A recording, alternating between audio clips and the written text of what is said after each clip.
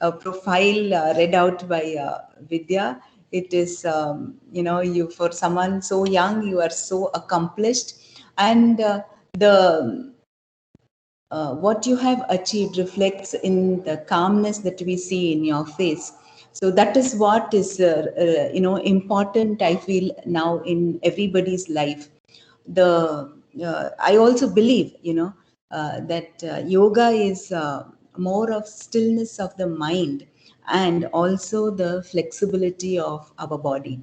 So it works both ways. So when your body is taken care of, in your fitness and in the flexibility in doing work whatever you want to do, your mind also relaxes. There is no stress, and if your mind is less stressful, your body also accepts that stillness. So it works both ways, and we see that in your face. So I hope you are an inspiration for all of us here, waiting to hear you. My own experience has been that in 2013 I had a slip disc, and the doctors told me not to sit down. I like sitting cross-legged, especially when I'm doing my prayers. That's the most comfortable posture for me. So they told me I should not sit cross-legged, I should not climb stairs and lift weights. Like I couldn't be normal. So that was quite a blow to me, because I can't think of not doing all those things. I would like to be active. So I met this young boy. He was introduced by my brother. He's as old as my daughter, and at that time, he taught me one-to-one yoga. He made me do small. I kept telling him, no, my back will pain, I can't sit down, and things like that. But he took me through small things, and within a month I was able to do all these things. I was able to sit cross-legged, I was able to climb up stairs without any problem. It was really a wonderful feeling, and I felt I got back my life. So we realize, that many of the remedies of this one is within ourselves. Our body can take care of all those, if we allow it to this one. Like if you have back pain because of online courses, and I think all children are also now sitting continuously in front of the computer, inevitably there is a strain on your back, and that gives you, a lot of stress on the lower back, especially for women like me who are above 50. So it causes a lot of stress. In fact, I was on leave because of my back pain. Too much of sitting in front of the computer gives that stress level. It is that time you realize that our body is a bundle of nerves, which it keeps our body working. So if that somewhere that the junction of those nerves are stressed out, these pains radiate on your around your body. So yoga is one thing I feel is very essential. It should, someone today told me that he's a very good friend of mine. He said that, yoga is, you don't have to make time for yoga. Yoga makes time for you, that way. So, I mean, you can live longer if you do yoga every day. You can live longer. Your body is more flexible. You can climb up and down the stairs. You can bend. You can, sit down. The more flexible you are, the more healthy you feel, and you can live longer. So that is what it was meant. If you can't make time for yoga during the now, you can't live long. So you make time for yoga now. So yoga gives you, a longevity to your life. So ma'am, I won't take much of your time. I welcome you, and I think we're all eagerly waiting to hear you. Thank you very much. Welcome. Thank you so much for the kind words spoken by Sri Vidya ma'am, and thank you, Sumati ji, for sharing your experiences about yoga.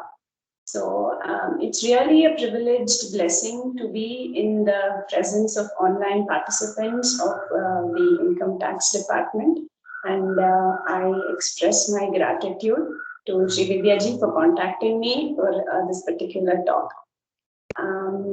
So with this greeting, I would like to express my salutations to Maharshi Patanjali through a small prayer that we chant at the beginning of each session. Though we are not practicing any asana as such, I'm sure you will carry the lecture ahead with some protocol that the International Day of Yoga has listed for all of us around the world.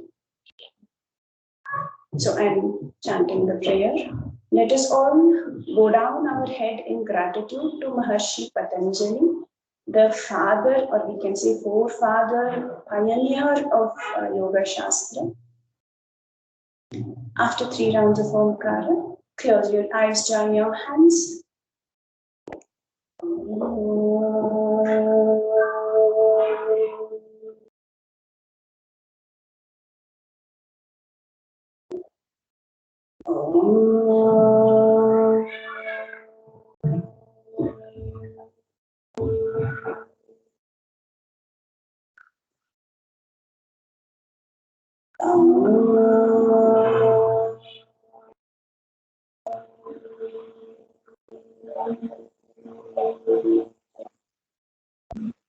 Yogena chittasya padena vacham malam sharirasya cha vaidyakena yopakarotam pravaram munina patanjalim pranjaliranatosmi. I bow down in gratitude and reverence to the Maharshi Patanjali, who has given us 4 different ways to lead our life. He has corrected our speech by giving us grammar, rules of grammar.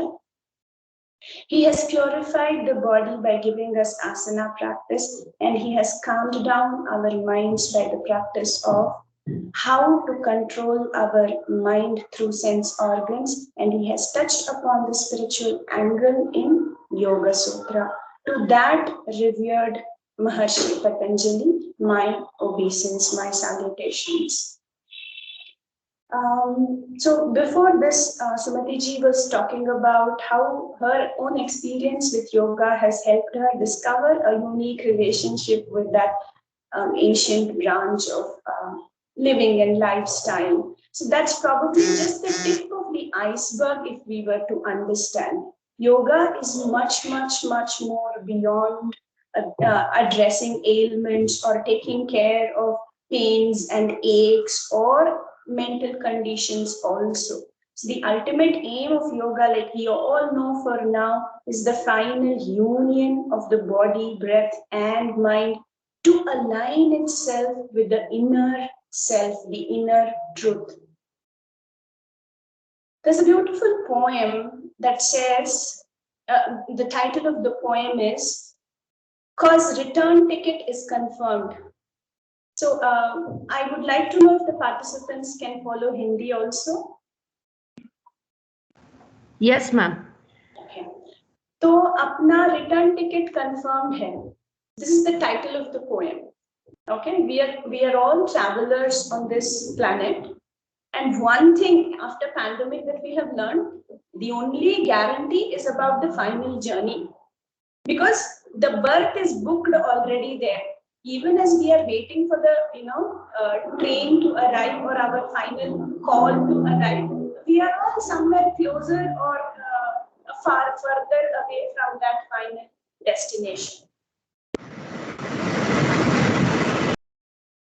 Yoga Guru V.K. Iyengar was once asked, "Why do you practice yoga? You're already so fit and all." When he was around 85 plus years old.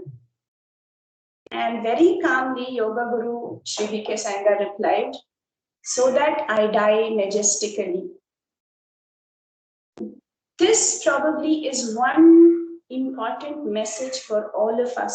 Sumati ji also touched upon it lightly. It increases the longevity, it expands our lifespan. So for several centuries or for several yugas, probably yoga has been there in our land in different forms. But now we are limiting it to the physical practices and the mental calmness that it gives us. But we also understand that every day we are dying and being born again. So our birth on this planet comes with a lifespan, like you can call it as an expiry date. And the expiry date is minimum at least 100 years. But what do? We shrink that lifespan by allowing our body to rust. So to make this a little more practical experience, I would request participants to sit straight. I'm hoping that all of us are following the instructions, and look front. And then, so I will ask you to do this the way I am doing it. So I'm placing my palm on the opposite shoulder and the elbow is tucked behind my head. Okay, so this brings my chest forward. And then I release it. This was from the right hand.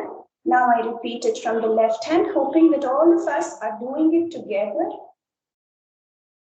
Feel the chest expanding and rising. Again, bring it back. Now, a simple question for you to contemplate upon: which hand was easier? Okay, keep the answer to you and question yourself. Why was one hand easier as compared to the other? So a simple rule is of use and disuse. What we use becomes more available for us, even in terms of the muscles of the body, and what we disuse or what we do not use or use very, very rarely is going to rust. Same thing happens to our body. Human body is designed to move. Like, we have this experience of online sessions, and we know that the spine cannot stay for more than half an hour or 1 hour at the most without getting any movement. So our shariram is made to move around. And because we do not give so much movement as adults, it starts complaining. And these complaints are body's indications. Boss, take a U-turn, take diversion. We all follow this on the roads, no? When there is a sign, take diversion, we find an alternate way and we continue on our journey. But these aches and pains, sorrows and sufferings, even at the mental level, or disturbances in relationships, are these take diversion signals for our life and living. And gladly, we don't have to find an alternate path. The alternate path has already been given to us in the form of yoga. We just have to practice what has been practiced for thousands of years, tens of thousands of years, what has been practiced. We just have to put it into our life and lifestyle. So the path has already been determined and we just have to fit ourselves in that path.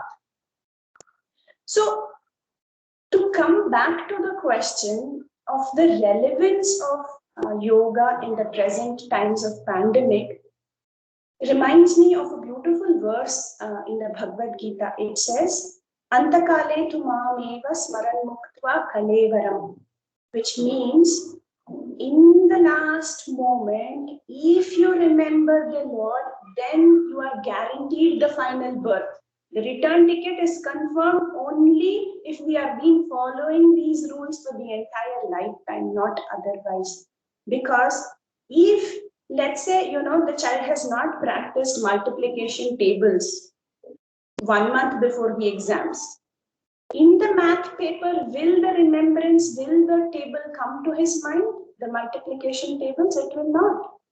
Similarly, if we have to ensure that the final ticket punch and the collector doesn't kick us out of the train, we have to ensure that our entire lifestyle follows a particular pattern.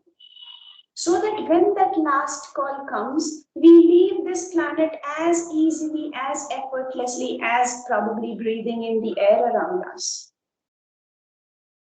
So to put it into practical terms, every yoga session empowers us to face this last moment a little more majestically, in the words of Sri B.K. Iyengar. So yoga is a way of life. It is not only restricted to the mat. It is not only restricted to performing a posture correctly. It is not limited to practicing a few stretches here and there, lying down in shavasana and forgetting about the mat. So yoga practice has to happen on the mat and off the mat.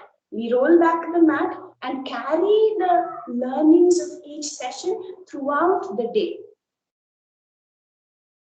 We revered Patanjali Maharshi in the beginning of the session for the first sutra that he gives us, the formula that he gives us is Atha Yoga Anushasanam. Yoga is nothing but self-discipline.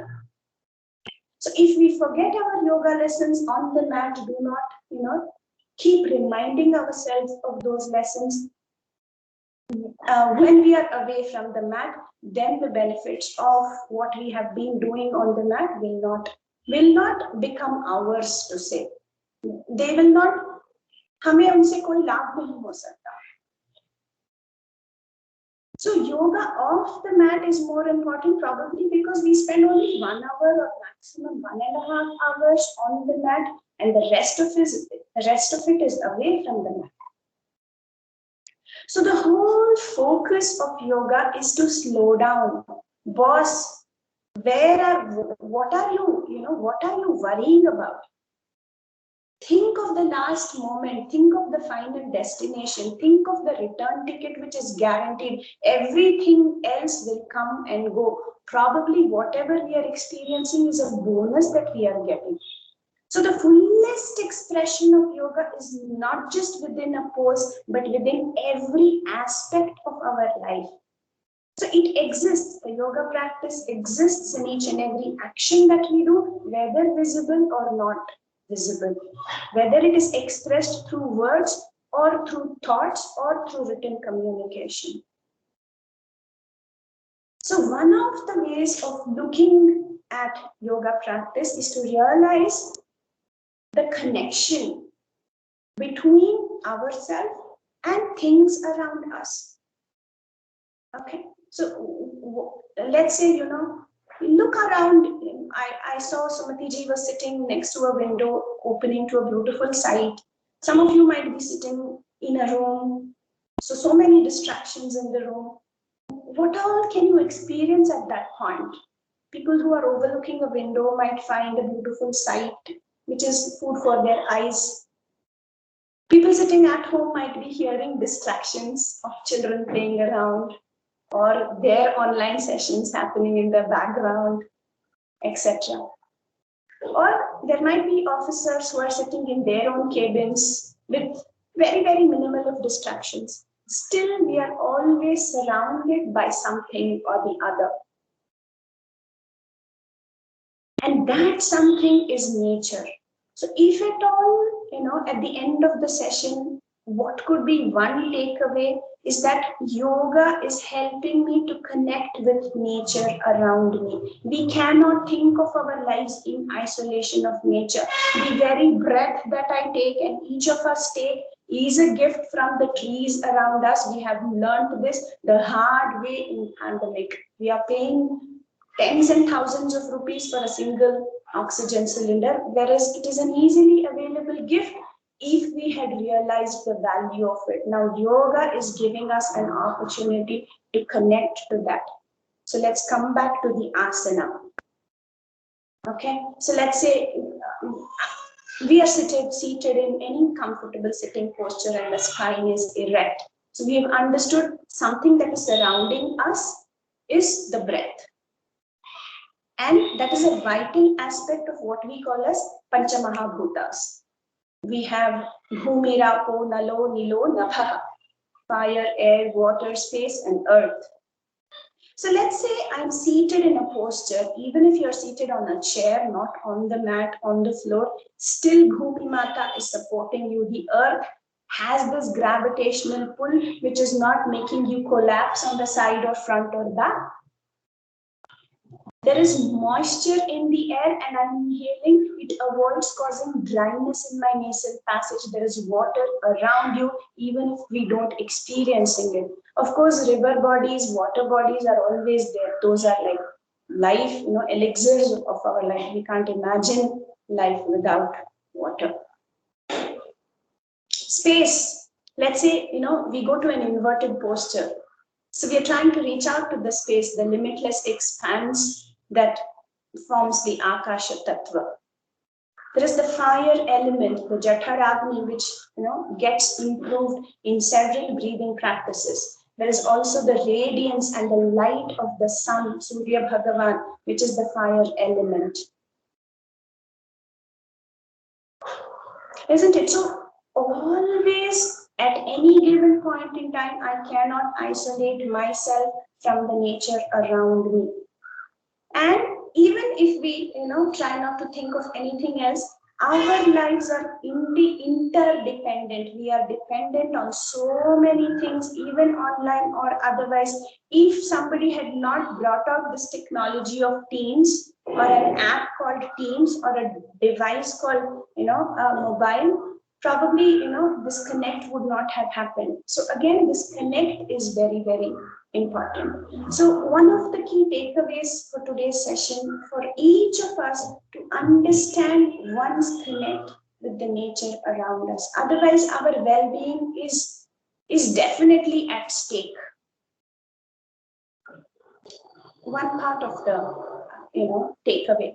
Another part of the takeaway is for all of us thinking minds to understand the gimmick the pharma industry is playing on our minds. It thrives on fear factor. It thrives on inculcating that fear in your mind about death. What if COVID comes? And that one seed of fear, snowballs into worry, into anxiety, into panic attacks, and so many other repercussions on our body. People have survived pandemics 100 years ago also. People have survived so many natural disasters time and again only to rediscover their connect with nature. This is a wake-up call for all of us. Connect back to nature and understand that this medical sickness-oriented industry is thriving only on creating this fear factor in all our minds. And what is one way of reducing this fear factor is when you understand, like Sumati ji said, that the body heals on its own, that the body has its own capacity to bring out wellness on its own. Given some time, when you slow down and you give it some time to heal, no medicine is required, or probably very little intervention is required. So this is another part of the story. We cannot, talk about yoga without mentioning our Yogeshwara, our Lord Sri Krishna.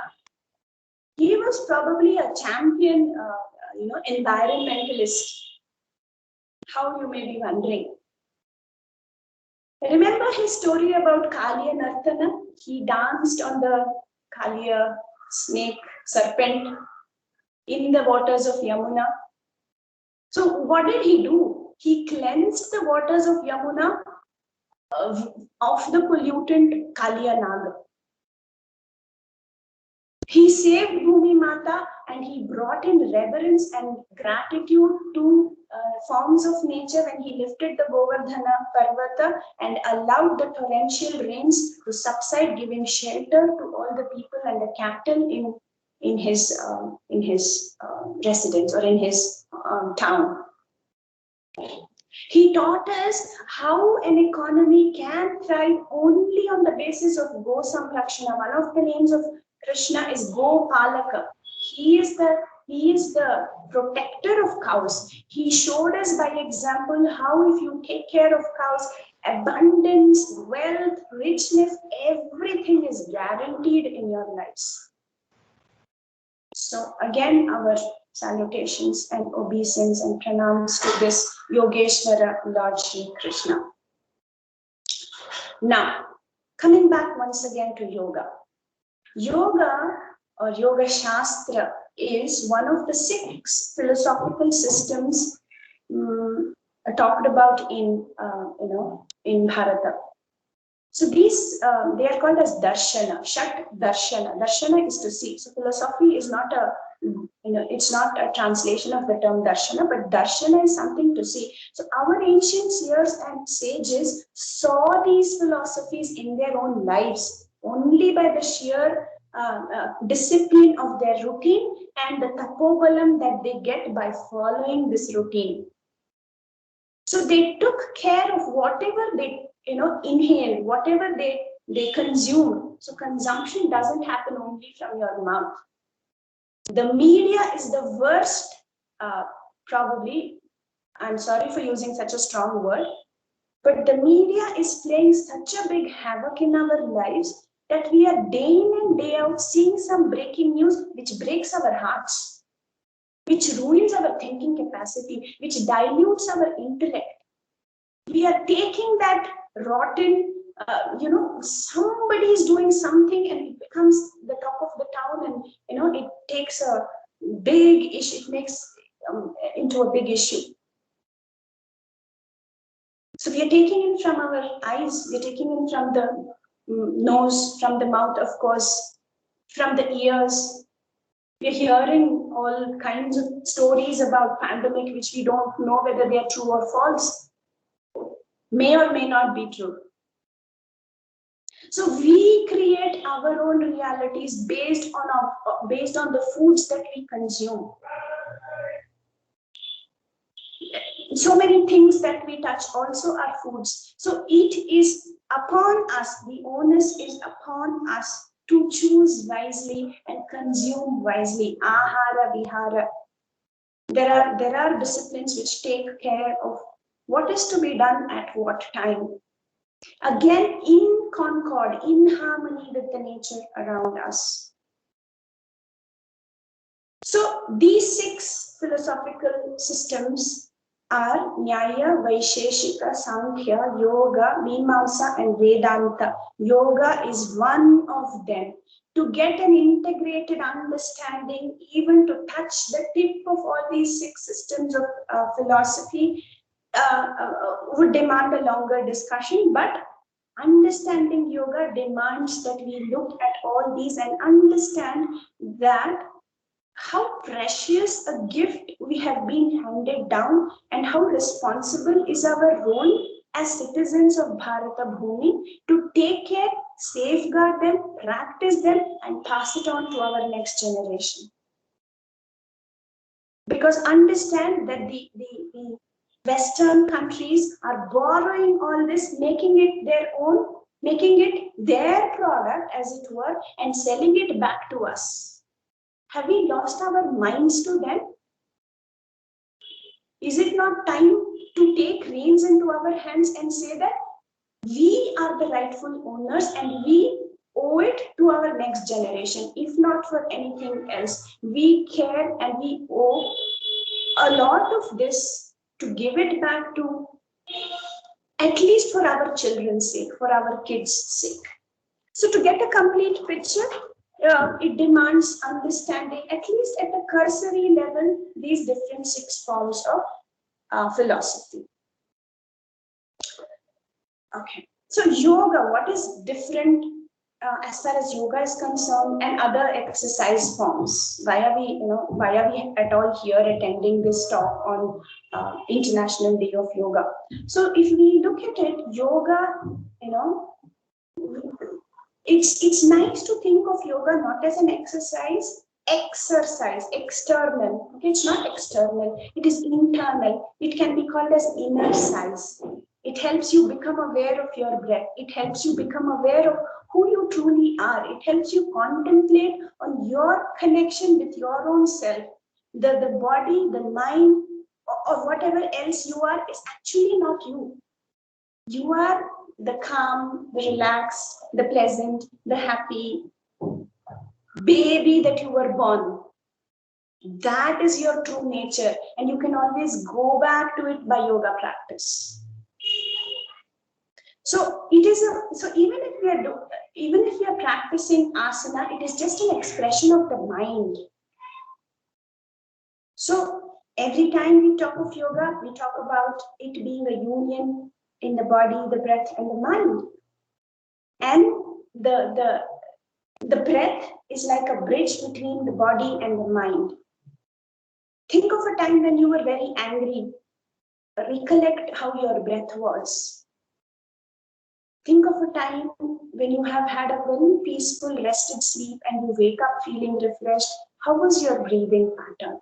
Yoga helps us to connect to our breath, which is our own, and it is possible to keep that awareness going through the entire day. That 1 hour of practice on yoga on the mat, if we sustain it through the entire day with this awareness of breath, then that's a guarantee that most parts of our lives, most parts of our daily routine will be taken care of, and we are not giving our reins to any selfish intentions of business rackets or business magnets or marketing strategies or these corrupt politicians. None of them.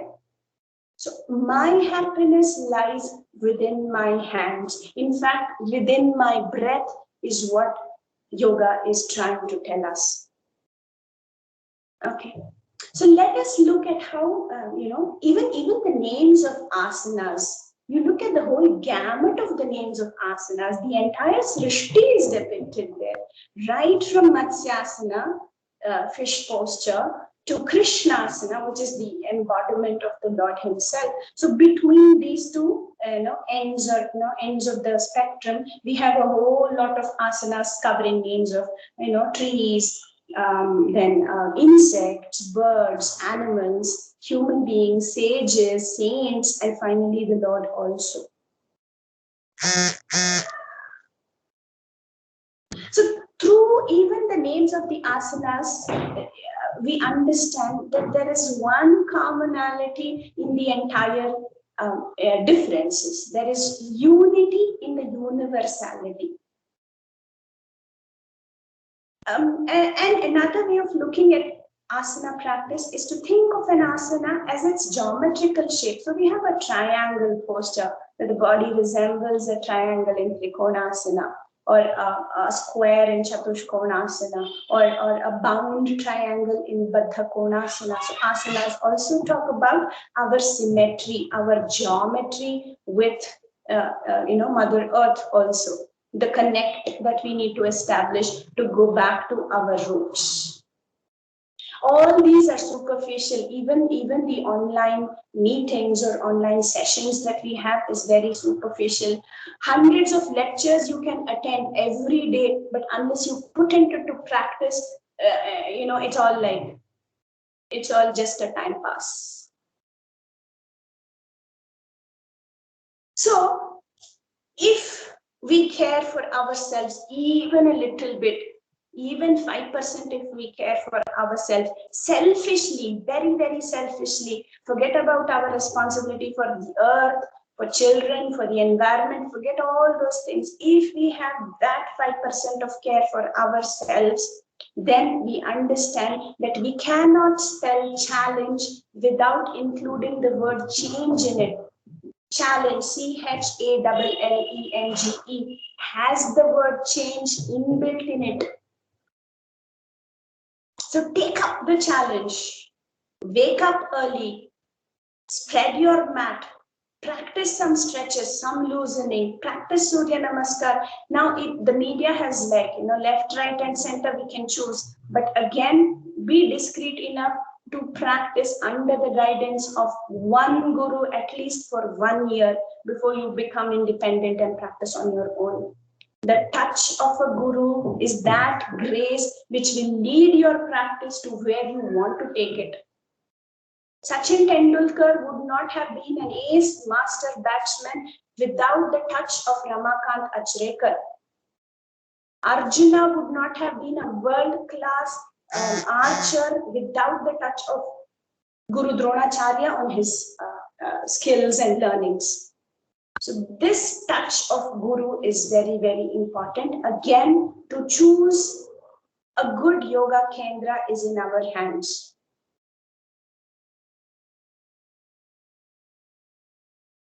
Okay. Fine. So we understood. Now let us look at why. Why at all do we have to practice yoga? Simple, very, very simple reason. What supports our body as vertebrates? What keeps our head in place above the body? What is that? It is nothing but the spine. So every asana, every relaxation, every pranayama that we practice is to strengthen this rod that keeps our head over our shoulders, the spine, the vertebral column. It's every posture, you name any posture, all postures are aimed at strengthening the spine, making it flexible. You are only as young as your spine. 50 years is a biological age. That is for the official records in the organization that you're working for. The spine can be kept young and agile and flexible even at the biological age of 100. We have seen several videos of 99 years old, 100 years old senior citizens practicing yoga with such natural ease and comfort as if they were playing a game of football. They are so easy with that. What has sustained is because consistency and discipline in their lifestyle is what has made that difference to the spine. It can take all the shocks. Even as you're walking around, the spine has to take shocks. So strengthen your spine. Sumati ji mentioned she had a very bad backache, and then that little boy made a lot of difference. So if we have that humility to take lessons from anybody and everybody, regardless of the age, then probably our lives would definitely connect better. We would relate to each other a lot more better. So if this is the underlying objective of yoga practice, then is it necessary that I should be flexible? Is it necessary that I should be young? Is it necessary that I should, follow a particular school of yoga? Yes, these are the practical questions or difficulties that we might have. So, few pointers to this. Flexibility is one of the many byproducts of a sustained yoga practice. So, definitely it's not a prerequisite. Age also is not at all a limitation. Between the age of 80, 90, 100 and plus 100 also we have participants, and we have success stories of all those. Yoga has transformed their lives in so many unimaginable ways. So the only side effect of a consistent yoga practice is, like she said, bending the body and mending the mind. So your body feels rejuvenated and rested at the end of the day, and your mind feels refreshing and calm.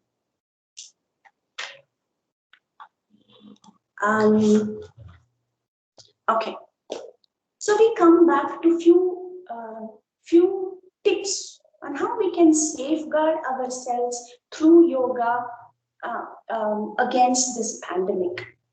So we know of several asanas which now it is beyond. See, 100, 200 years ago, people were dying of lack of certain things. Let's say malnutrition, or lack of medical facilities, or lack of probably some resources.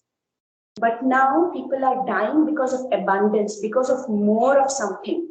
What is that more? Is that monster called as stress. So any asana that helps you reduce that stress is an asana that you can practice to handle yourself against the pandemic, or to take care of yourself as far as the pandemic is concerned. So few asanas that offhand one can talk about are Shashankasana, Shavasana. Though Shavasana, we think, it's just lying down and so wonderful. It's the favorite pose of all. Many people, it's the favorite pose. But believe me, it's not an easy pose. Just like the name suggests, you have to be still, like a Shava. But the time we use to spend on in Shavasana is definitely one step closer to die majestically, just like B.K. Iyengar wanted to, and he did. So what I want to, probably highlight here is the power of words. Choose the words kindly with compassion to yourself. Be gentle on yourself.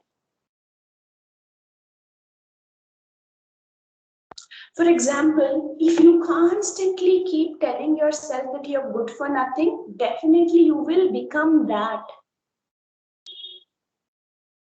If a Dhirubhai Ambani had not dreamt of a digital India, this online session would have become impossible.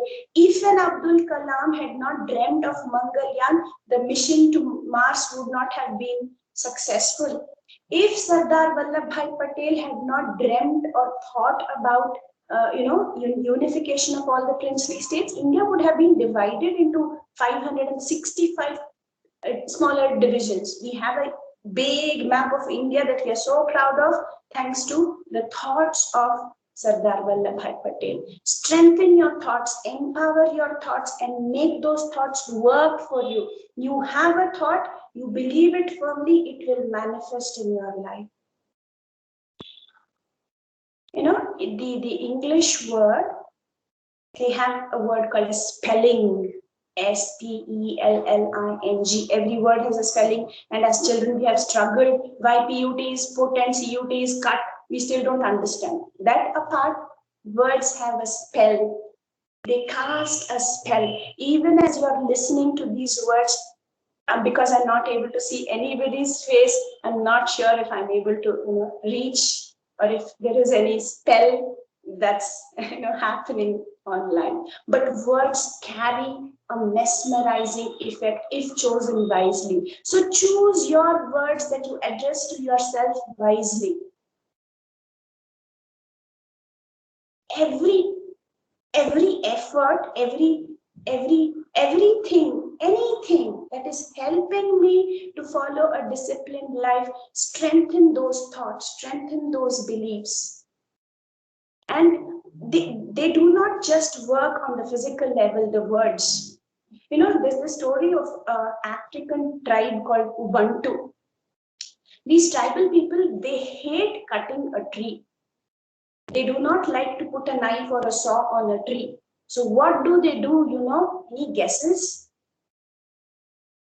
They surround the tree, they interlock fingers, the entire community stands around. How much ever big that tree may be, they just surround that and they hurl abuses at that tree.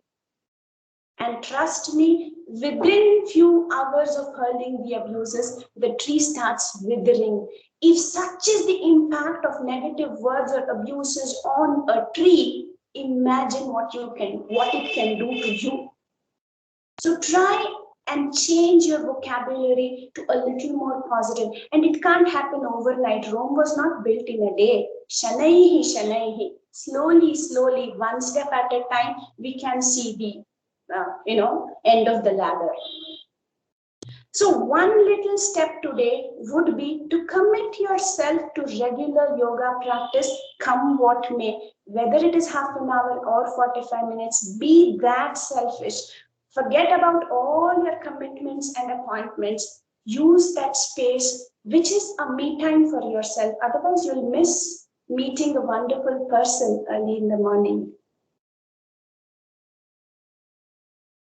So choose your words positively for yourself when you are addressing yourself.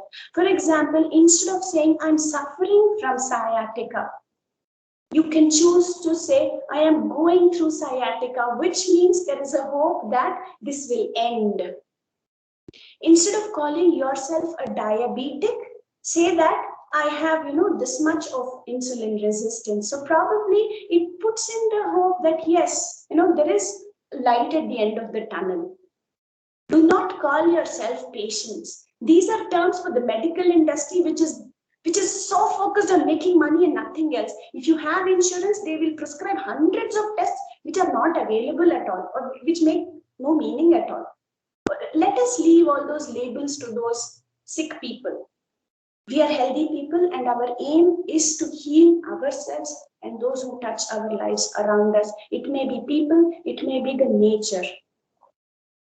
How much time do I have? Another 10 minutes, ma'am. Fine. Yeah. So we go back to where we began. We said that our destination is confirmed, our return ticket is confirm, book करा दिया है पहले से, guarantee है, birth भी guarantee है, 6 feet का जगह तो मिल ही जाएगा, है ना।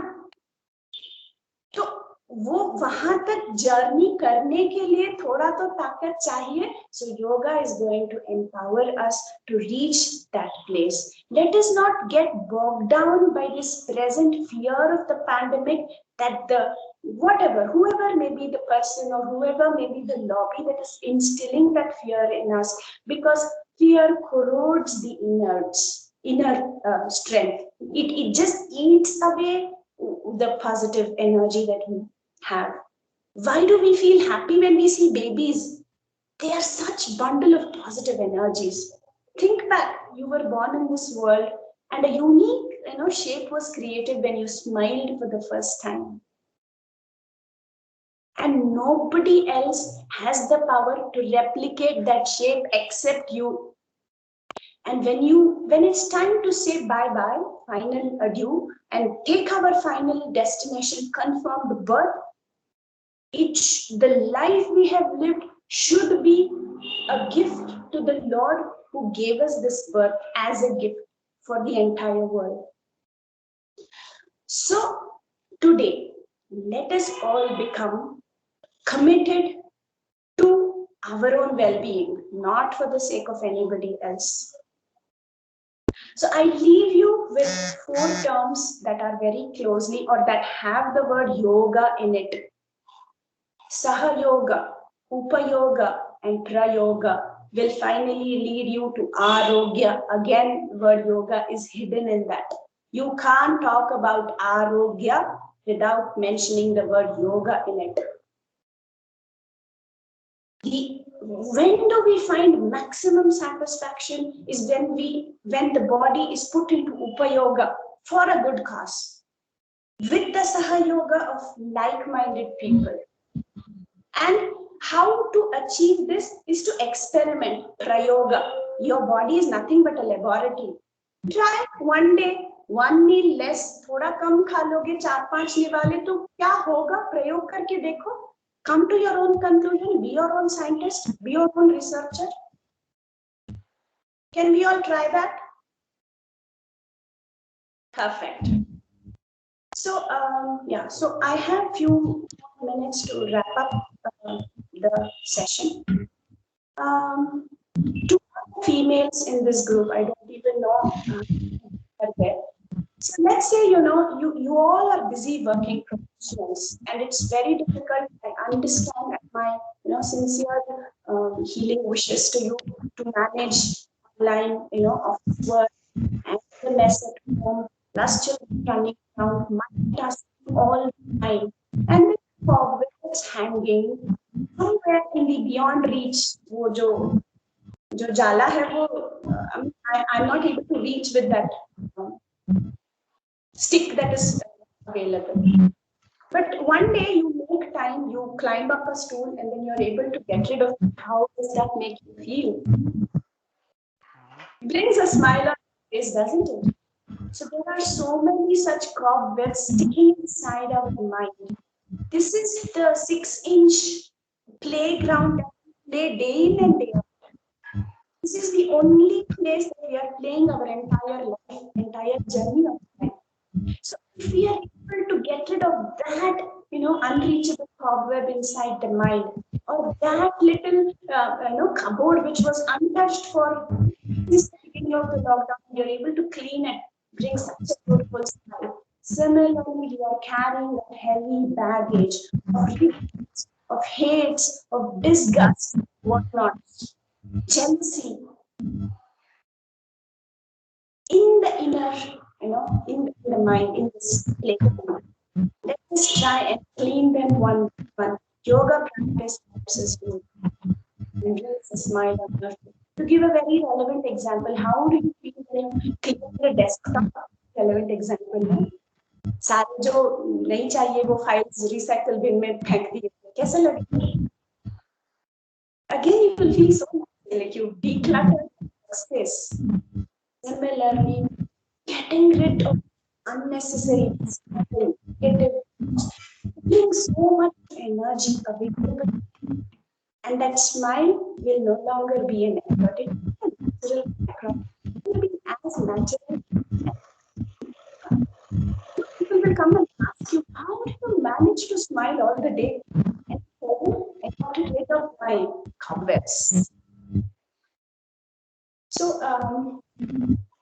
before we conclude, I would like all of us to pause our 2-3 minutes and listen to this guided imagery. Also forms part of our integrated practice of yoga. It's not of course very idea. I'm sure down the line it will fall in place. So guided imagery is a beautiful technique of instructions in the form of video to strengthen that subconscious mind. It has limitless potentials. Sometimes, you're thinking about a friend and that friend calls you from nowhere. You've not been in touch for tens of years. Suddenly that friend calls you. How? That's the power of subconscious mind. We don't understand because it's not scientifically proven, but that doesn't make it false. Okay, so few minutes, try to relax yourself. Shoulders settle down on which you're sitting. Have a smile on your face. It's now time to connect inwards. So let us go on a magical journey to our hearts. With closed eyes, feel the surroundings around you. What would be the temperature across? What are the different sounds that are falling from the body? With that closed eyes, what visual images capture your attention and slowly allowing all these to settle by shifting awareness to the breath. Follow the journey to the breath, which the nostrils allow it to expand your shoulders, your stomach, abdomen. Feel the energy that comes with the expansion that you get with every inhalation. Observe your thoughts. Know your breath. Know your thoughts. If there is no breath, there is no thought. Let us commit this blessed, beautiful yoga day to a little more time for ourselves through yoga practice and discover ourselves a little better at the end of each session. Because true happiness lies within. And unless I try now, there is a possibility that I will not get hand of so many benefits of an integrated yoga practice session. Keep your eyes closed and visualize yourself on the mat, completely relaxed, in complete touch with your own self. The wonderful, beautiful combination of talents, skills, and potential that each one of you uniquely possess. You are in touch with that real self, beyond the identity of the body, beyond the identity of gender, beyond your biological age. You are that infinite potential, capable of achieving all the wellness, all the calmness, all the peace of mind that you have always desired for yourself. Feel the happiness at the mere thought of yourself experiencing that calm state of mind and the rested, rejuvenated state of body.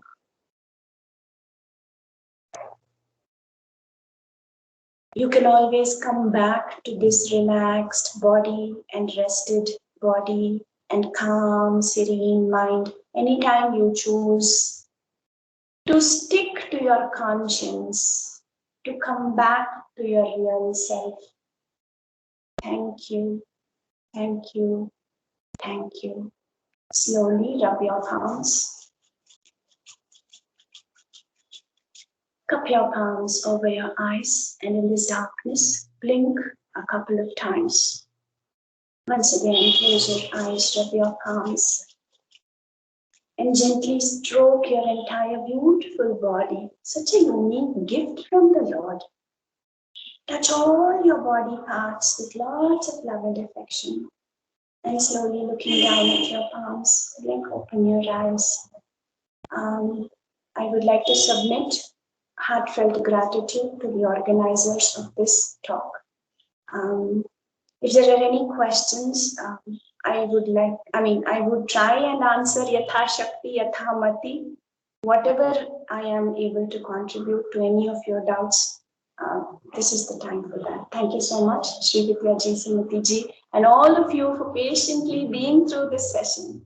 Thank you so much.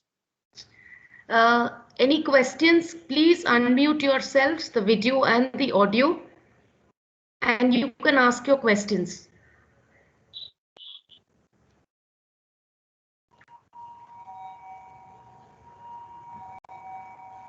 Any questions?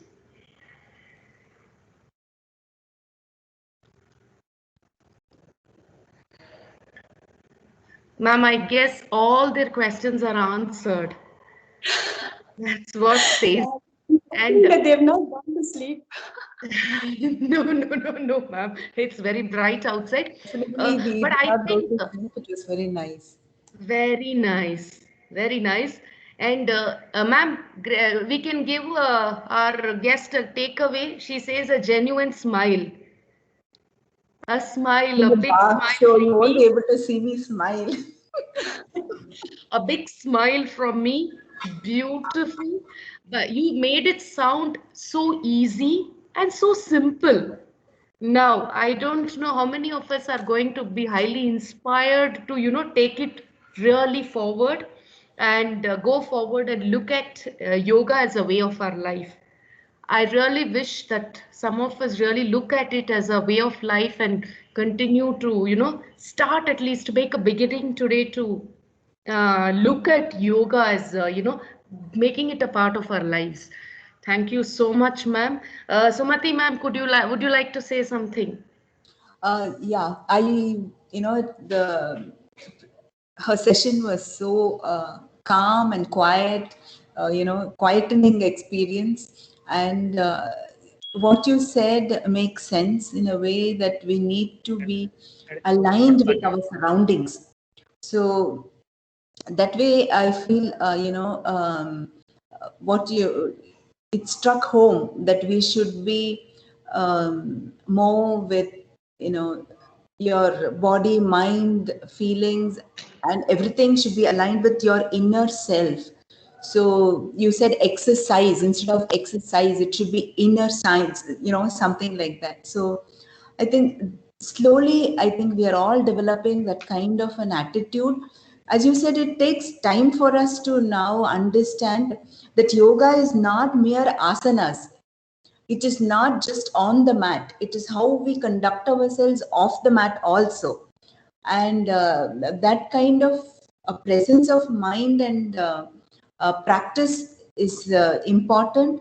And a mentor is definitely essential for us to this one. Even if I have to do some asanas at home, I feel, I need someone to guide me, because it could lead to more damage than beneficial sometimes. So better to have some initially, at least some mentor to do that.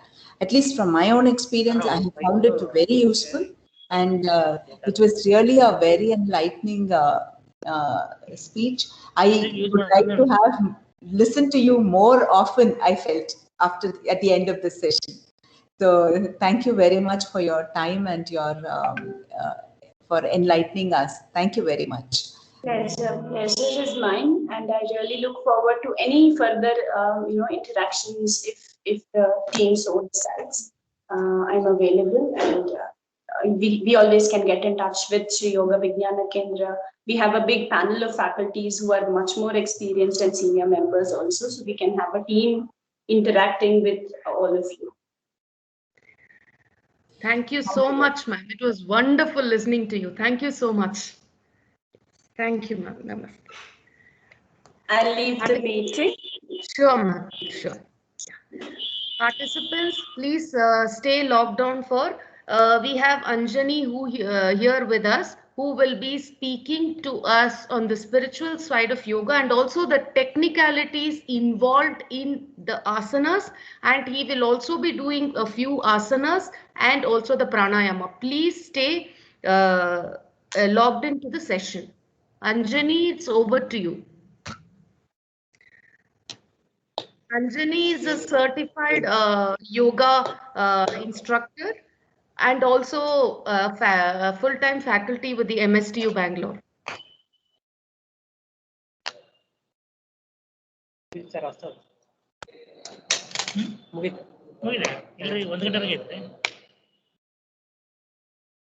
Second round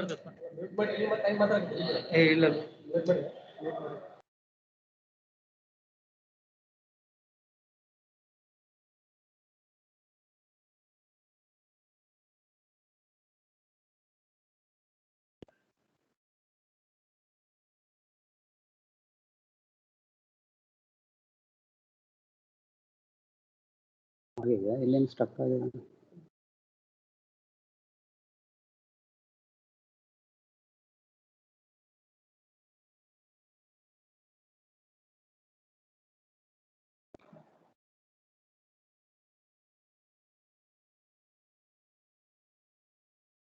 ಏನು ಕಾಣಿಸ್ತಿಲ್ಲ, ಇಲ್ಲಿ ಕಾಣಿಸ್ತಿಲ್ಲ.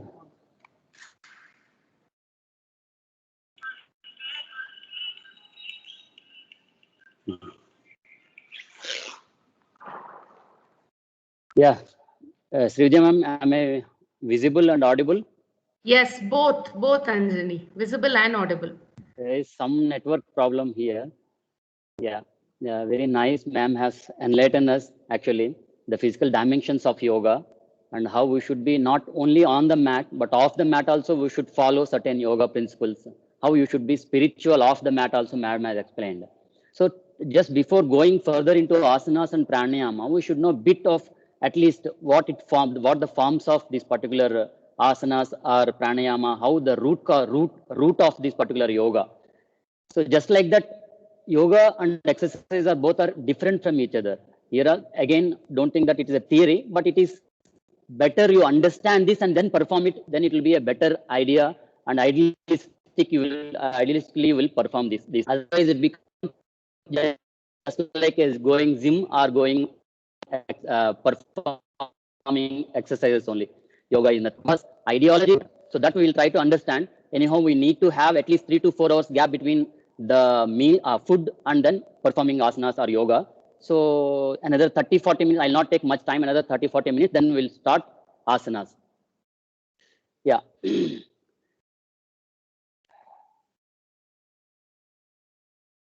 As ma'am told that initially, why yoga? That she exactly told that we are into that particular state of world that everywhere outside us, it is completely depression, frustration, angry, all these kind of emotions are revolving around us. So it one or the other way, directly or the indirectly, it will affect us definitely, or it may not directly affect us. Indirectly, we may come into that particular stage and we act upon such emotions. So but we cannot control the outside situation as far as possible, right? Outside we cannot control it, but whereas inside what is happening within us, definitely it can be controlled. It can be controlled to the tool of yoga. First thing is why we need to control it. As Kadopanishad speaks about, Paranchakhanis Vyatranat Swayambhu. All our senses organs are made in such a way that it will turn only outside only. It will turn only materialistic life. Only the wise people, that's what the Kadopanishad speaks about, that only the wise people will turn inside and see what is happening within them. So that is why we need to turn, because as rightly told in the initially, ma'am told that the happiness is not in the materialistic side of the outside. Why? Because just because if you eat one gulab jam at one time, you feel very happy. At the same time, at the 4th time or 5th time continuously, if you have it, whatever the feeling you had at the first time, then you will not have it at the 5th or 6th time. So it will lose the law of diminishing returns, that it will lose its what you call the taste or that enjoyment what you had in the initial stage. The same way it is subjective in nature. That means I may like it one thing and Pradeep may like it something else also. So happiness is not in that materialist thing. Then it is depends on the state to state also, community to community. Here whatever is liked by us and it may not be liked by somewhere else or somewhere other state or somewhere in other countries. So definitely this is the time that one should turn inside. Only the wise people will turn it. That's what the Kathopanishad says. And one more, what is definitely health as far as WHO is concerned? What is health? Even the Iyengar speaks about that. What is health as far as definition of health is concerned? The WHO also speaks that health is not that absence of disease. It is not that absence of disease only. It is also that the harmony of physical, physiological, psychological, mental, intellectual, and then spiritual combination of harmony. That is your well-being. That is what you are worth of a human being. That's what Iyengar also says. That is what you are worth of a human being. So whether now, what is yoga then? What is yoga? Yoga is yujjate anena iti yoga. That means it joins yujjate. The root word is yuj. That is joining. What it joins?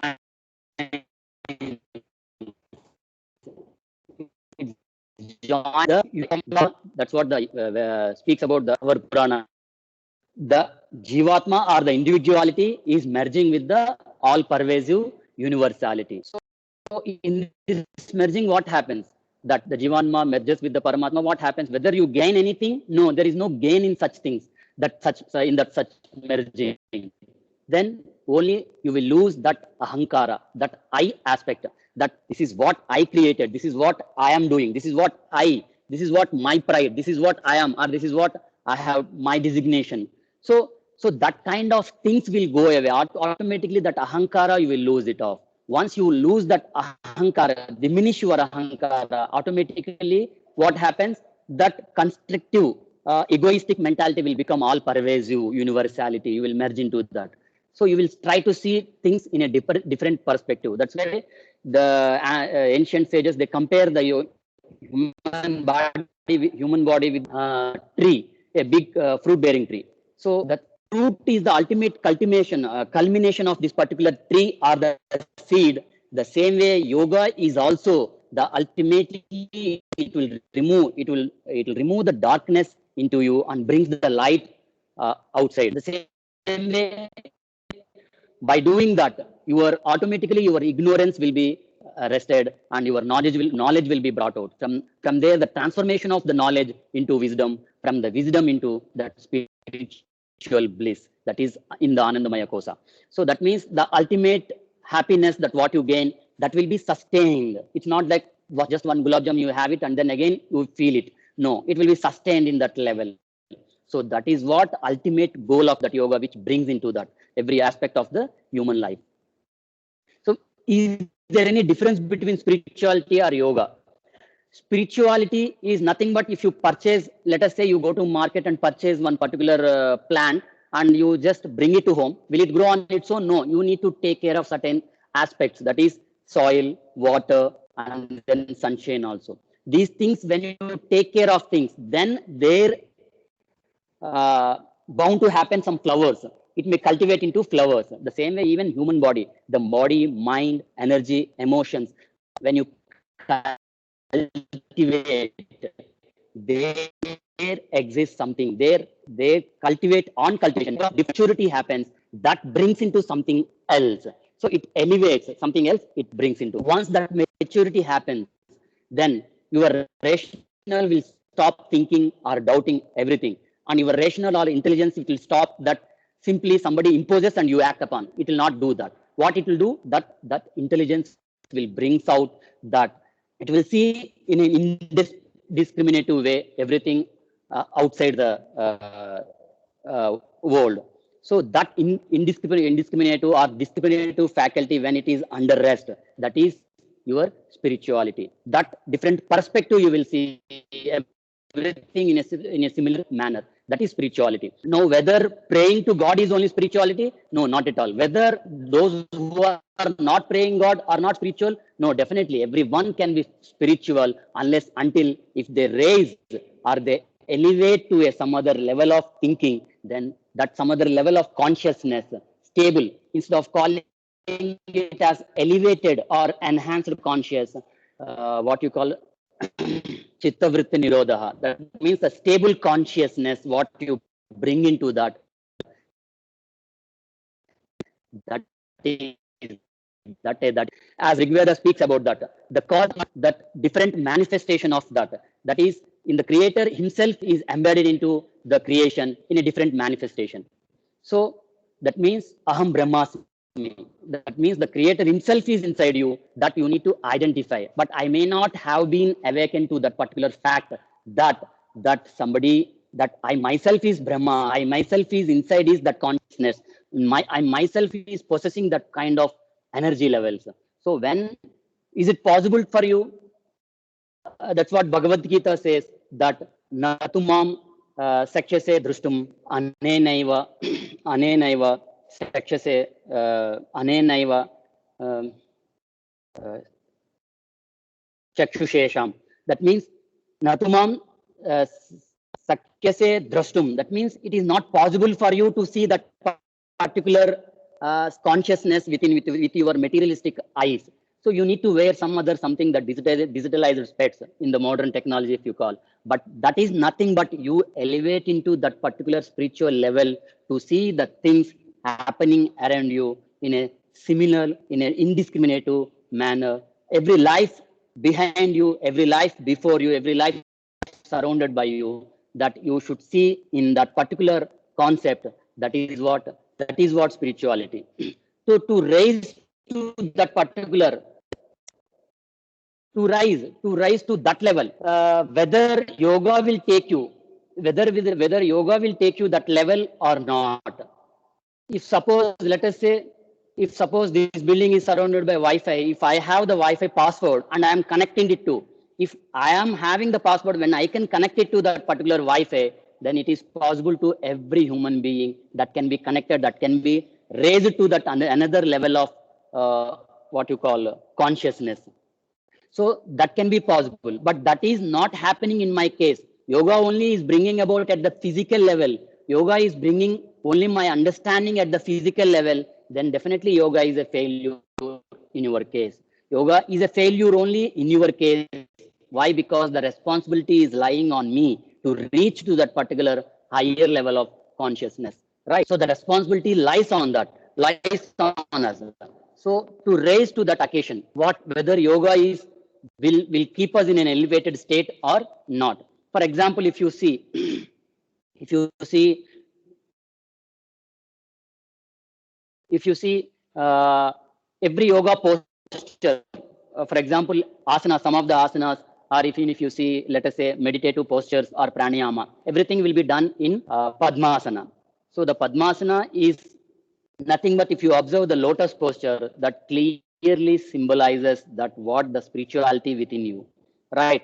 Even though its roots are in the mud, it grows up and brings out the light in the form of a flower.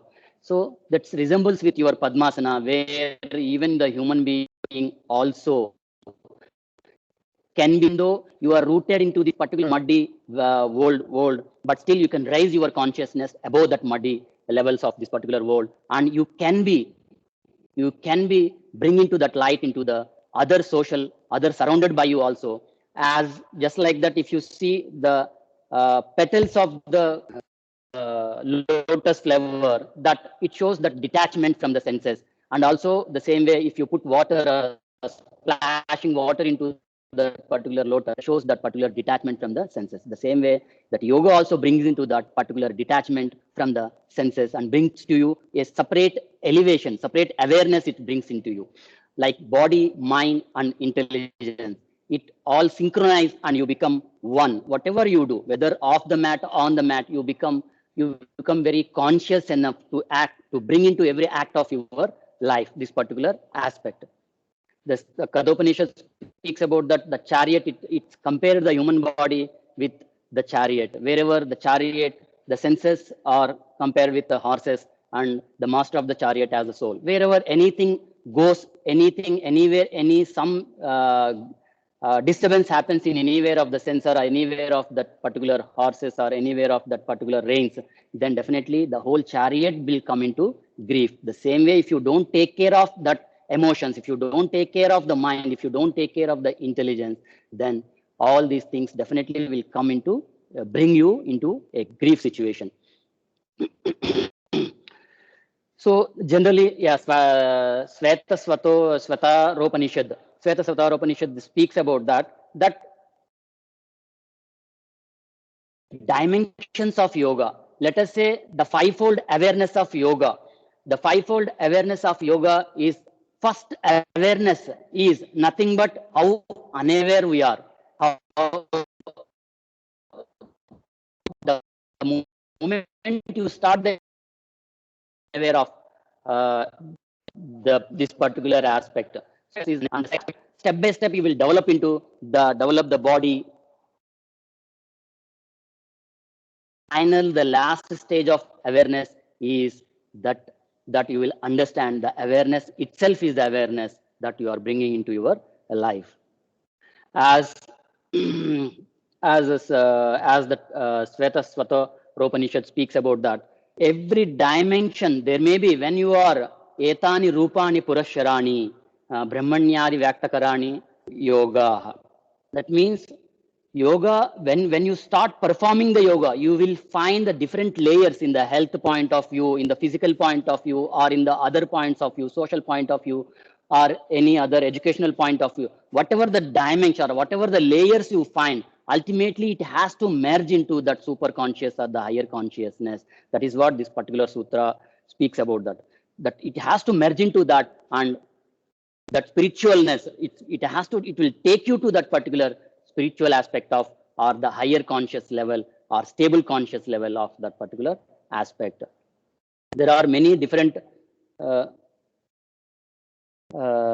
traditions are there, and the earlier sages, they have meditated upon that particular human body, and they brought about different kinds of layers of different different layers of this particular yoga. How this was felt, because somebody is gaining that higher conscious by bringing jnana into them without any other aspect.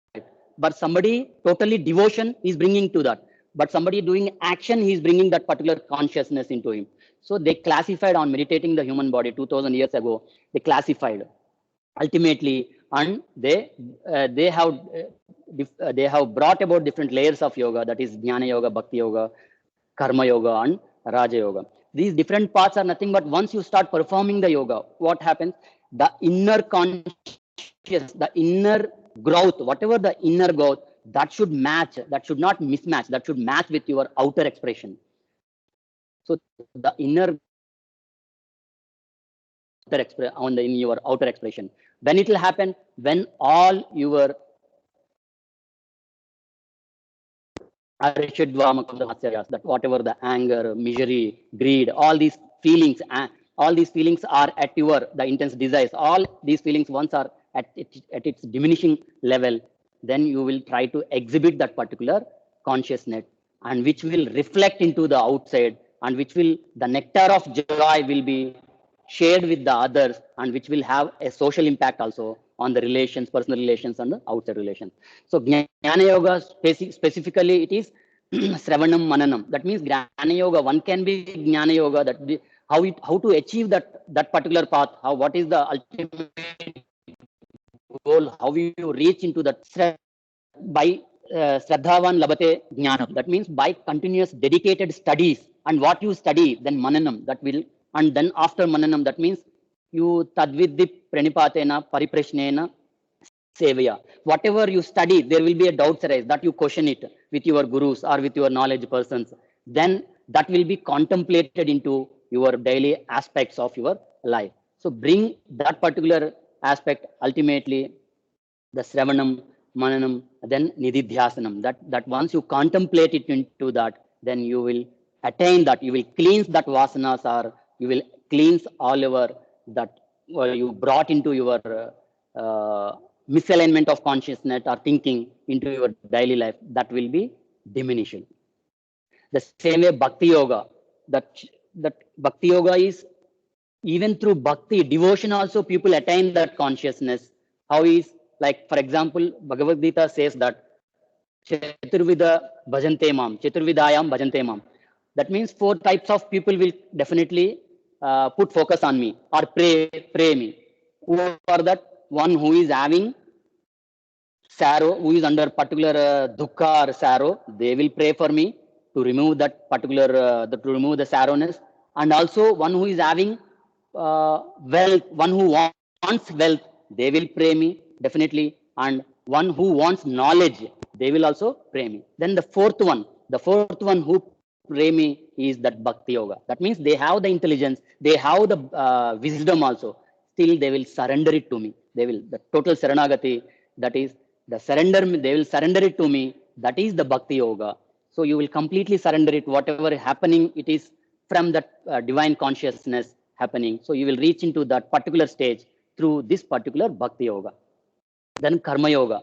So there is one more Karma Yoga. The best example is the Gita. If you take only Nishkamya Sthiti. Nishkamya Sthiti means you will reach through Karma Yoga to that Nishkamya Sthiti. What is that? Is Karmanye Vadikaraste ma Phalesh Kadachana ma Karma Phalaheturbo Mate Sanyosta Karmani. That Gita says that you perform your action irrespective of the fact whether the results are bothering you or not. Put forth the sincerely your efforts. Definitely that will reach you to that goal of higher consciousness. So it doesn't mean also that there is, without doing the action you will reach the goal. No, Nishkamya Sthiti you will have to reach only when you perform the action with sincere devotion. Then arises that Raja Yoga. So those who are thinking that, acha, okay, Jnana Yoga, Karma Yoga, Raja Yoga, Bhakti Yoga, I may not have those qualities. Rare are those indeed may directly reach that without just leaving the intermediate stages of the consciousness. There are 4 stages of conscious. Some other Vedas speaks about some 7 stages of consciousness. But without intermediately experience those consciousness, how to attain that consciousness. So there are rare indeed who reach through those 3 margas, those 3 layers. But whereas Raja Yoga, Patanjali prescribed a beautiful, summarized way how to reach your consciousness to that higher level of consciousness. So through the path of Yoga Sutras, Ashtanga Yoga. The Ashtanga Yoga it is 3-dimensional. The 3-dimensional is nothing but Bhakti Yoga, Jnana Yoga, Karma Yoga, all incorporated into this particular Raja Yoga, which is nothing but Ashtanga Yoga.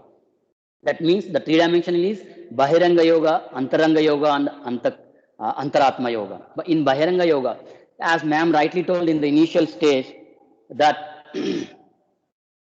just yoga is not just on the mat. Off the mat also you have to exhibit that whatever the internal divine, internally growth happening, that should be exhibited. That should be exhibited in your external expression also.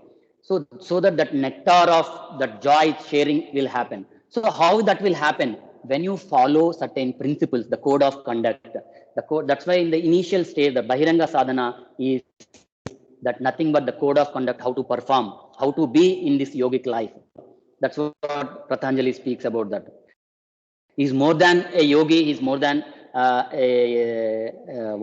Rishi. He's more a scientist or a doctor, you can say, who has Patanjali has wrote Yoga Sutras along with that Yoga Darshanam, which includes that a medicinal life, healthy life, Ayurveda, and then Bhashyam on also how to speak, that literature also he wrote. So the code of conduct, generally government employees, if you come, what happens? We need to follow to be employed, to sustain this government employment. We need to follow the code, CCS conduct rules. The same way Ashtanga Yoga also prescribes Yama and Niyama, that there are code of don'ts and do's, that restraints and which you are supposed to follow, niyamas. So these things you are supposed to follow the Ashtanga Yoga. Then Antaranga Yoga is pranayama, pratyahara. So once you follow yama and niyama, and you will have a control on your emotional state, and then emotional level. And then once you perform the asanas, all the vyadis or diseases are at bay, and then you will develop the physical level, and then pranayama will take care of the prana, the breathing force inside you, which will not allow you to dissipate your energy, and the complete energy will distributed throughout your body. And then through pratyahara, that means that once you reach to that level, then you are denying the food to your senses. That means not pratyahara. That means detaching yourself from the food from the senses. That means detaching yourself from the enjoyment of the senses. Slowly that will happen. When you reach that level, then you are ready to perform dharana and dhyana and samadhi. Dharana, dhyana, samadhi are pertaining to that concentration, focus, and meditation. Once dharana is kept through steadily, then dhyana will happen, and through dhyana you will reach that particular samadhi. That's what the Raja Yoga prescribes. Then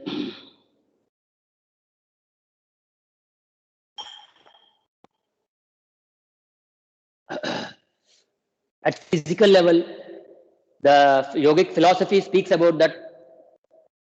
Before going into that particular sutras, of few sutras, we'll start the asanas. I'll just conclude this. The yogic philosophy has described our entire human body as made up of 3 layers and 5 koshas, 5 sheets. That is sthula, sukshma, and karana. And the layers are, the sheets are Anandamaya Kosha, Annamaya Kosha, the anatomical sheet, and Pranamaya Kosha, the life force, and then Manomaya Kosha, Vijnanamaya Kosha, the intellectual sheet, and Manomaya Kosha, the psychological sheet, and Anandamaya Kosha, which is that sheet of bliss, that ultimate bliss, what you feel at your samadhi state. So Annamaya Kosha, what you eat, whatever you eat, everything dissolves into Anna. That's what that Kadopanishad speaks about. Everything dissolves into, and whatever that is the basic form which creates this this physical form, and then which the asanas can be taken care through Annamaya Kosha, the level of Annamaya Kosha which take care, and the pranayama will take care of the life force.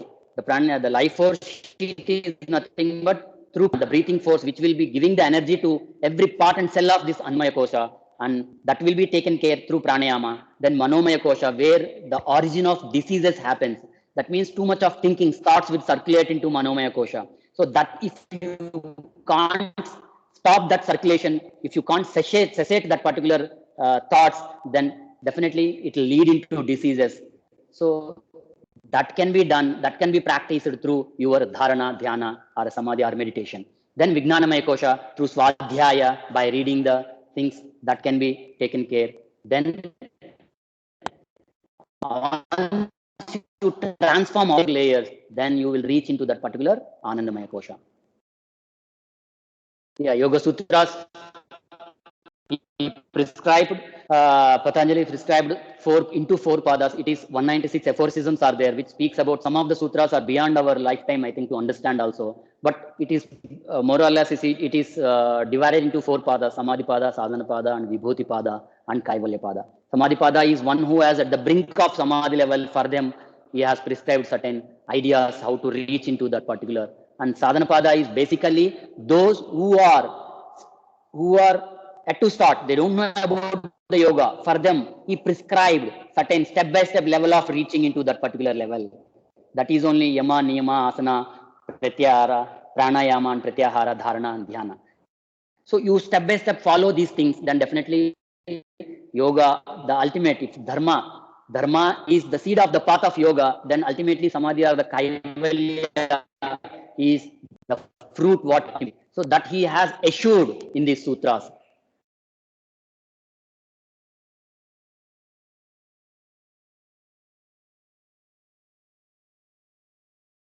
Yeah, heyam dukkam anagatam. So it started with atah yoganushashanam. That means the code of, this is what yoga, that means this is the code of conduct you are supposed to follow this. That is what the sutras begins. And then yoga chittavritti nirodha. So yoga is the stop the cessation, whatever the vibrations are happening in your consciousness. Yoga will take care of cessation of that vibration, so that the chitta, the consciousness, will will be like a vehicle through the mind. It will carry the mind through this stable conscious to your ultimate ultimate soul. And then the imbalance, if suppose if there is any imbalance at the physical level, then definitely there will be an imbalance in your, so one end of ahamkara or one end of antaratma, how these things can be unified, that the unification happens only when you the cessation of these vibrations happens. That's once that vibration stops, then the prakriti and purusha, the merging happens, then you will reach into the some other level of or some other higher consciousness. That's what the sutra speaks about. How to reach is, suppose we are entangled into that misalignment of this consciousness, like that spider, how it is entangled into that web. So to advocate, to come out of that, to deal with it, Patanjali has suggested two pillars of these things, that is margas, that is abhyasa and vairagya. Abhyasa is to learn what is to be learned. Always keep that focus in your mind. What I am supposed to learn, that has to be learned. Don't neglect it. And vairagya, what I am supposed to avoid in my life, that has to be avoided. So these are the two pillars wherein that will be built upon, so that through slowly conscious efforts, that chittavritti nirodha will happen, and you will reach into nirbija samadhi, where you don't have to any support to do any meditation. So sabija is, you need a support to do meditation. You will reach into the higher level. Once you reach, you will reach that level where that support is not required. The seeker will become automatically, a seeker and seer will become merge each other and become that particular higher consciousness.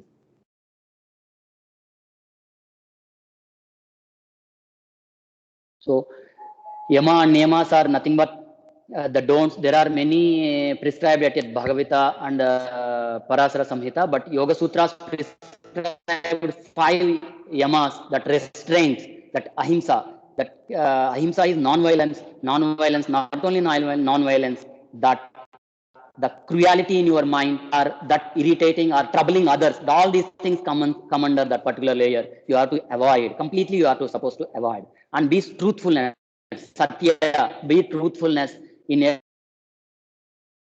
you think, what you speak, and what is your action. Everything should merge each other, and it should be one. And then asteya, stealing, which is not is yours, that you are not supposed to bother about that accumulation. And then brahmacharya is not that abstinence, complete total abstinence, is brahmacharya. And then aparigraha is non-accumulation of wealth, greed, that you should avoid. So once you follow, this is the first step, yama. It's not that just like that, take your mat and start asanas. These are the first step. First, these things you should imbibe into your mind before going into asanas, because it is not only at the physical level, but it should take you to the higher conscious level. For this, Patanjali assured of that particular higher consciousness. Then certain yamas also with so that inner discipline, once you are inculcate, then only you are able to perform the asanas with complete focus and complete truthfulness. You can do it. Saucha, the niyamas are saucha, that means cleanliness. It's not only bahya saucha, but anta saucha also. My entire thinking, thoughts also should be very clean. It's not that something comes and you entertain those thoughts. That should be cut, or that should be completely kept at cessation. So wherever that stupid thoughts or stupid things come. So saucha includes everything. Santosha, contentment in your life. And then tapas, austerity. That means complete dedication or willpower to perform certain things, or wherever the life throws, to withstand into that particular conditions, warm, cold, whichever situations. So that is tapas. And swadhyaya and ishvara pranidhana. Swadhyaya, by reading the proper scriptures, so that which will increase your jnana, and then swadhyaya, Ishvara Pranidhana, that is completely you surrender it to the God. So this is with this all 10. So with this we'll stop about asanas and pranayama, then we'll stop. Sthira Sukham Asanam. How to perform asanas? Now we put to mat was spread, and now I'm supposed to perform. Once this discipline has brought into your life, how to perform asanas. This has also Patanjali has given certain sutras into it. Sthira Sukham Asanam. Sthira Sukham Asanam means you nicely enjoy the asanam, not that. First, you try to grasp the asanam, finer details of the asanas, you try to grasp it first. And with that, where spread your awareness. First, slowly you try to reach your goal first. Every asana will have a brain of that pose. That means every asana will take you to the final position. So first you try to practice that particular. First you try to practice. Then how to practice? So you need to practice in such a way that the final posture, once you attain it, then stay into that longer duration of that final posture. So once you stay into the longer duration, that is Sthira Sukham Asanam, then you will reduce, you will relax. All your yoga gurus, what they say, relax. Once you reach the final position, they say, relax your other muscles. So the brain of the pose only will require that particular organ which is to be focused upon. The remaining organs, the remaining parts of the body are should be relaxed. Then only Samapatim, the spreading of awareness will happen. Then you will attain slowly whatever asana you perform, though it starts with the physical level, slowly it's spreading into muscles, then controlling the mind, then bringing into the awareness, then it will reach into the spiritual level. Even asanas also will take you that level. Cognitive way, first if you start you will just exert that with your first spreading of that asana, then just cognitive way, the results of whatever exertion happen, you will see that. Then slowly in your mentally also you will bring the awareness, and then with that also spiritually you will yoking all that particular awareness, yoking the body, mind, muscles, organs, all that yoke it to your consciousness, combined joining of the consciousness, then that is taking you to that spiritual level. So asanas also to be performed anibhigata. That means once you perform that, you will reach into that state where that duality will go away. That means all the cold, warm, this, that and all, nothing will be there. Then that will stay you in that particular constant nature, bringing into that particular awareness and consciousness into your particular asana. So it requires deep relaxation technique when you perform the asana. Okay, it's 12:15. So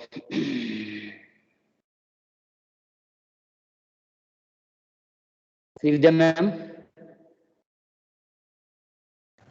Yes, Anjani. So it's 12:15. We'll start the asanas with 5 minutes break. Sure.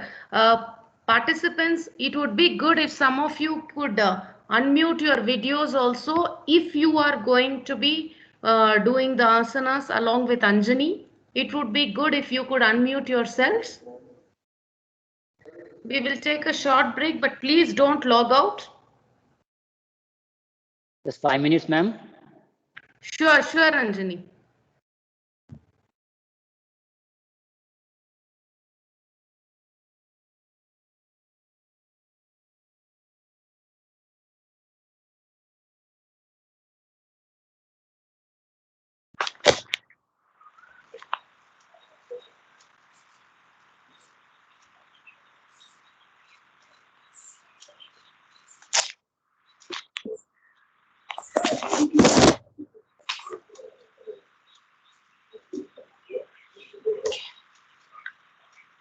To control